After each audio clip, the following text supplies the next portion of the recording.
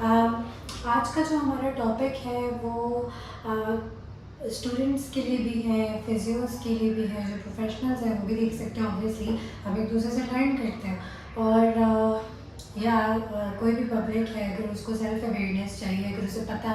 चल जाए, कोई भी इंडिविजुअल है अगर किसी पेन से गुजर रहा है तो उसको अगर सेल्फ डायग्नोसिस करनी है तो थोड़ी बहुत हेल्प मैं कर दूँगी। ऑब्वियसली एक प्रोफेशनल होता है और एक स्टूडेंट होता है और एक इंडिविजुअल होता है। तो इसका ये बिल्कुल हरगिज़ मकसद नहीं है कि 100% मेरी बात बिल्कुल आपके ऊपर ठीक अप्लाई हो, but for the knowledge purpose मैं ये चीज़ आपसे शेयर कर रही हूँ। अच्छा, बीइंग अ फिजियोथेरेपिस्ट, जब आप किसी भी क्लिनिक में बैठते हैं और आप हिस्ट्री टेकिंग करते हैं या बीइंग अ पेशेंट, आपका डॉक्टर आपसे कुछ क्वेश्चंस पूछता है जिसमें आपसे पूछा जाता है कि आपको किस तरह का पेन है, पेन की ऑनसेट क्या है, पेन का एग्रीवेटिंग फैक्टर क्या है, रिलीविंग फैक्टर क्या है, किस टाइप की पेन होती है, कब कब होती है। तो ये सारी चीज़ें आपसे पूछी जाती हैं और ये इसीलिए पूछी जाती हैं ताकि जो डॉक्टर है वो एक चीज़ डायग्नोज कर सके, वो फिल्टर आउट कर सके कि एग्जैक्टली इशू क्या है। आपको इधर मस्कुलर पेन है, जॉइंट पेन है, नर्व का पेन है, किस तरह का पेन है, तो वो आपका डॉक्टर आपको ज़्यादा अच्छे से बता सकता है। अच्छा, होता है इस तरीके से है, काम की बात अच्छा, होता है इस तरीके से है कि अगर आपका जो पेन है वो क्या कहते हैं मूवमेंट के साथ है, कोई मूवमेंट, फॉर एग्जांपल मैं कहती हूँ मेरा सिर्फ जब मैं चाय का कप उठाती हूँ ना तो मेरा तब पेन आ रहा है। अगर आपका पेन आपकी किसी मूवमेंट के साथ है या किसी पोजीशन चेंज की वजह से, यानी मैं कहती हूँ मैं यहाँ से खड़े हो रही हूँ तब मुझे पेन हो रहा है, मैं बैठ रही हूँ तब मुझे पेन हो रहा है, तो ये पेन आपका हो जाएगा मस्कुलर पेन। ठीक है, मस्कुलर पेन आपका हमेशा शार्प भी हो सकता है, मतलब बहुत ज़्यादा एक्यूट हो सकता है, फील हो सकता है कि हाँ मसल जो है वो पुल हुआ है, मसल स्पैज़म में है, टाइटनेस आ रही है, फटीग आ रही है, इसकी वजह से आप थोड़ा सा भी रेपिटेटिव अगर कोई काम कर रहे हैं और आपको पेन आ रही है तो दैट्स योर मस्कुलर पेन।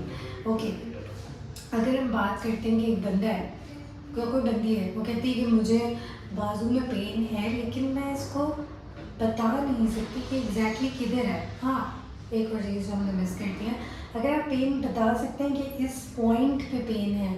तो वो भी मस्कुलर पेन में ही काउंट होता है। ठीक है।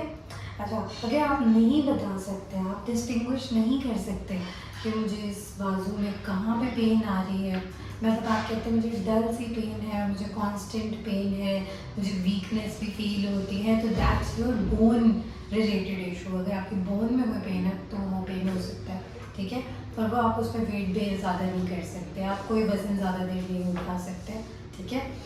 अगर आपका पेन रेडिएटिंग है, रेडिएटिंग से मुराद ये है कि यहाँ से शुरू हो रहा है यहाँ तक आ रहा है, यहाँ से शुरू हो रहा है यहाँ तक रेडिएट कर रहा है, ट्रैवल कर रहा है, मूव कर रहा है, और उसकी वजह से आपको किसी किस्म की नमनेस हो रही है, टिंगलिंग हो रही है, आप कहते हो चूंटियाँ चल रही हैं मेरे हाथ पे, सुन हो रहे हैं हाथ पाँव, तो दैट्स योर नर्व का पेन, नर्व कॉम्प्रेशन हुई है किसी किस्म की। अच्छा, अब हमारे पास बोन हो गया, मसल हो गया, नर्व हो गई, टेंडन्स और लिगामेंट्स को हम कैसे डिस्टिंग्विश करेंगे? जो आपका टेंडन या लिगामेंट है, जब भी वो टेयर होगा वहाँ पे स्वेलिंग होगी, एडिमा हो जाएगा, वो जगह जो है, वो लिम्ब जो है, अफेक्टेड लिम्ब, उस पर मूवमेंट बिल्कुल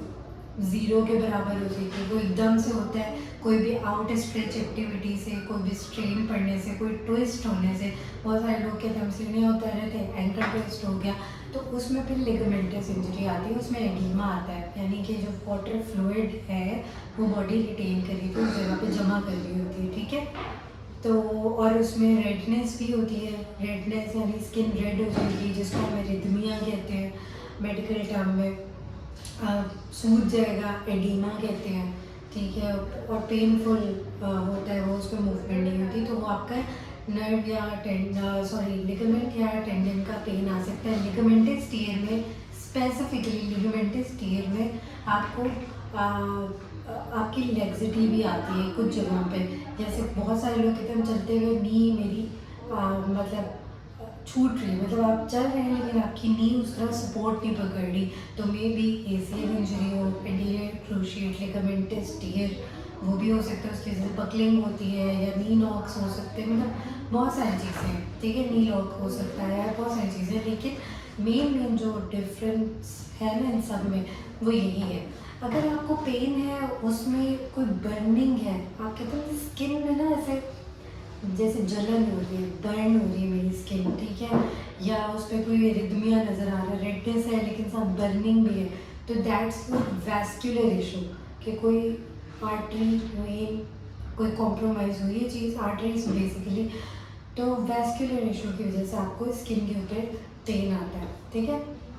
आपके डर्माटोम्स भी इन्वॉल्व हो सकते हैं, ठीक है। फिर भी हम पढ़ते हैं मायोटोम्स और डर्माटोम्स, इसको मैं नेक्स्ट लेक्चर में छोटा कंसाइज करके बता दूंगी, बट फिलहाल आज के लिए इतना ही बहुत है कि हमने types of pain and how to diagnose it, how to differentiate your pain, कि अच्छा ये नहीं ये है, ठीक है। अगर आपका जॉइंट का पेन है तो सिर्फ आपकी जो जॉइंट है,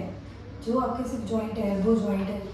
शोल्डर जॉइंट है, इसमें स्टिफनेस आएगी, इसकी मूवमेंट कॉम्प्रोमाइज़ हो जाएगी, पेन होगा, इसमें आपका पोस्चर भी ख़राब हो जाएगा, जिसके इस वाले कंधे में दर्द है वो इसको इस्तेमाल नहीं करेगा, वो इस हाथ से काम करेगा, यहाँ के मसल ज़्यादा स्टिफ हुए, पोस्चर आपका टेढ़ा हो गया। तो ये सारे पेन्स हैं हमारे पास, और ये एक छोटी सी समरी है पेन्स की। और अगर आप मज़ीद मेरे से सीखना चाहते हैं, लर्न करना चाहते हैं, तो आप मेरे चैनल को सब्सक्राइब कर सकते हो, और अगर आपके कोई क्वेश्चंस हैं तो आप कमेंट सेक्शन में पूछ सकते हैं। Thank you so much for watching.